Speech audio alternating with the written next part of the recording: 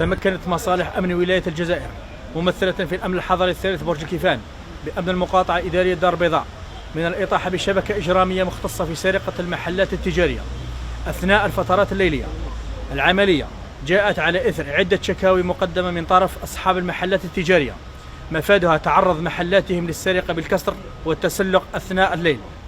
بالتنسيق مع النيابة المختصة إقليميا أفضت نتائج التحريات إلى توقيف 4 أشخاص من بينهم امرأة تتراوح أعمارهم ما بين 16 سنة و40 سنة مسبوقين قضائيا، كما تم ضلوع هذه الشبكة في 17 قضية مشابهة على مستوى كامل إقليم اختصاص أمن المقاطعة إدارة دار البيضاء، مع ضبط وحجز الأغراض المستعملة في السرقة المتمثلة في رافع عجلات السيارات يستعمل لكسر الأبواب الخارجية للمحلات التجارية، قفازات وقبعة صوفية تستعمل لإخفاء الهوية والتنكر، أسلحة بيضاء محظورة تستعمل للتهديد،